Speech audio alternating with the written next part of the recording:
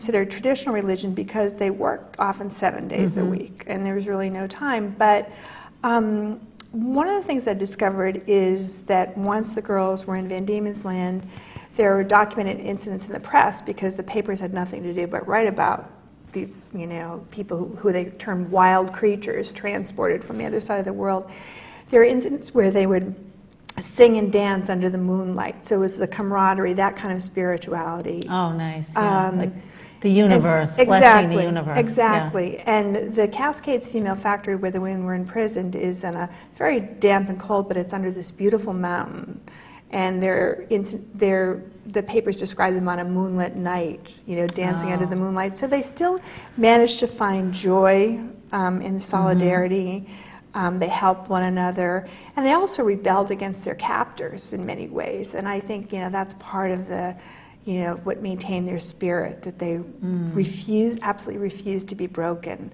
Right. One of my favorite schemes involved smuggling love letters inside a chicken. Many of the girls were sent out to work as indentured servants for local settlers to serve out their sentences because there weren't enough beds or hammocks in the prison to house all the women who were transported.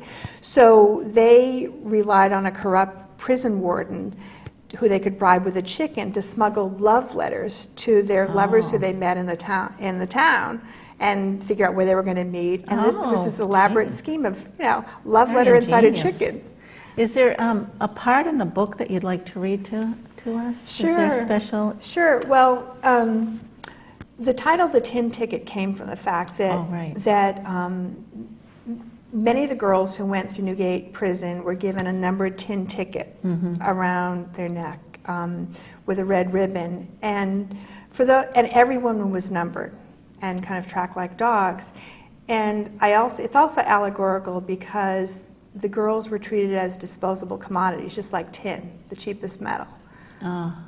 So that's where I came up with that. But through all this, they somehow managed to maintain their identity and their humanness, and went on to become, loving mothers and grandmothers, and populated half of Australia.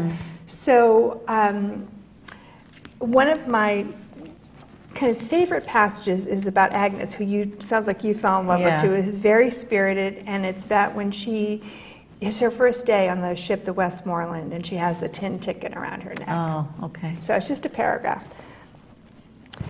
In the logbooks above deck, Agnes's namelessness reinforced her baptism into anonymity under Britain's Transportation Act.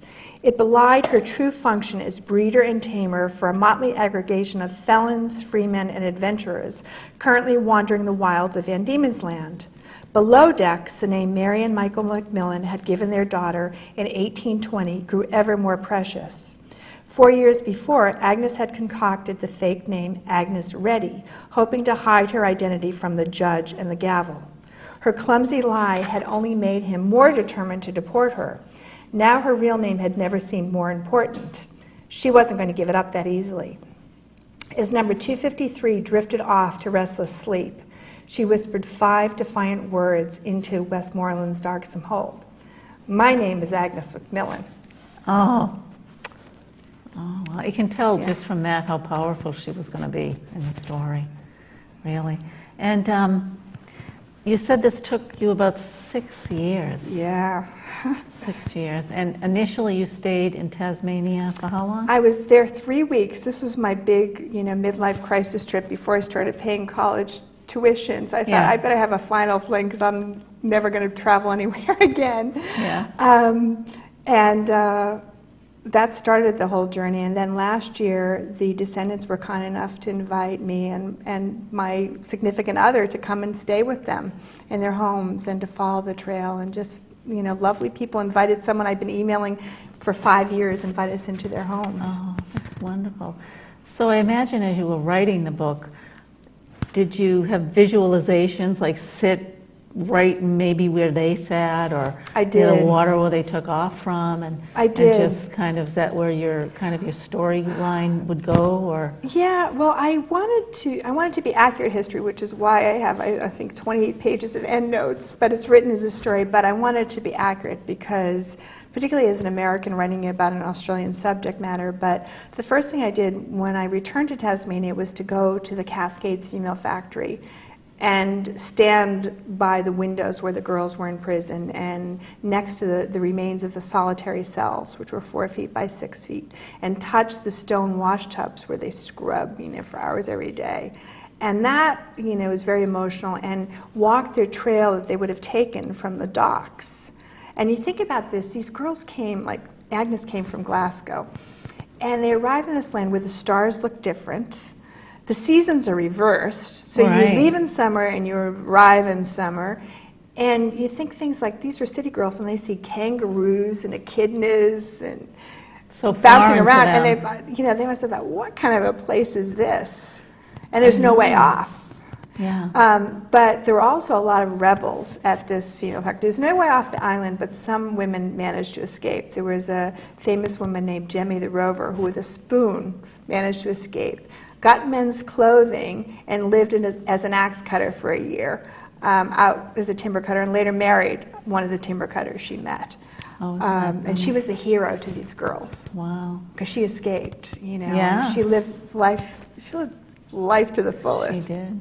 She did. It makes me think, because I'm from Scottish descent, and my grandmother, my mother's mother, and well, it'd probably be her mother, but they were brought up during that generation and were very, very poor. Mm-hmm. I'm not quite sure how poor, but they ended up having to leave Scotland, and they ended up in Nova Scotia. Mm-hmm. But it made me think that could have been them. Absolutely. By Absolutely. the grace of God, it was not.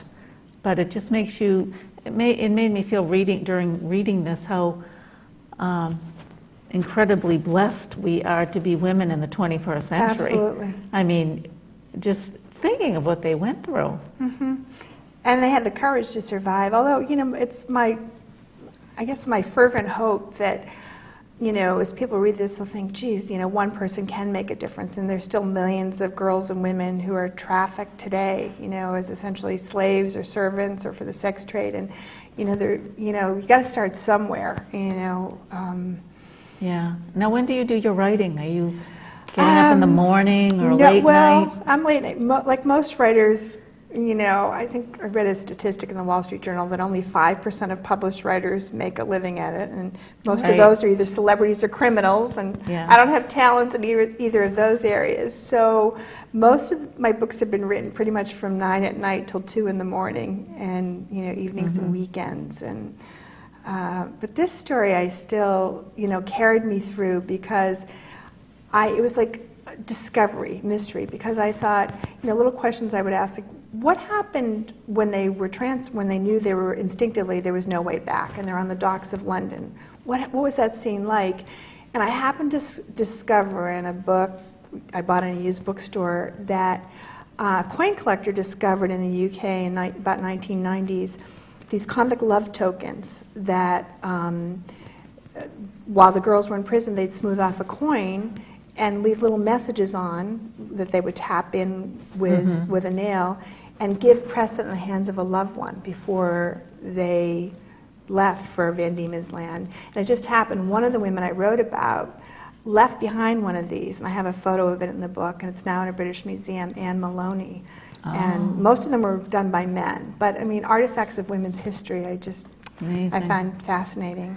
Now, the book's going to be coming out next month. Yes, October 5th. This is one of the very few copies that you have. Yes, I'll put it out. And do you have a website? I do. It's www.deborahswiss.com, DEBORAH, Yeah. And will the book be available in the bookstores? Yes, it will. And online? Yes, and it's on Amazon now. I know that you have your first book signing that I'm going to. It's in Harvard Square at the Coop. I love Harvard Square. October 5th, that's my official launch. Oh, good. 7 p.m. 7 p.m. And actually, my partner, Digny Fignis, wrote a song about the convict girls that he put on his last CD. And he and his mandolin player, Chris Ledbetter, who lives in Winchester, are going to come to the signing and play that song. Oh. I'm going to give a little talk, and they're going to play the song, Oh, which I is a definitely ballad miss it. about the love tokens that the girls left behind. Oh my goodness. And it still makes me cry. Yeah, I'll probably be right along with you crying. Well, it's wonderful to have you this evening. It's time to close, but any last thoughts on the book at all? Anything else that you'd like to say that we've missed? Any like a personal message that you may have gotten once you finished the book? Well, I think, for anyone having a bad day or personal struggle, I find inspiration of, the amazing capacity of human beings to overcome the worst possible circumstances and, in fact, to thrive and to prosper. And the theme of women's mateship, the Australian, and as a survival tool, I just think is a beautiful theme. And where the women found hope, where really none had the right to exist. And that continues to inspire me. Yeah. Well, I can't wait to finish it. Thank you so Thank much for you, joining Kate. us. And thank you for joining me tonight at Table Talk.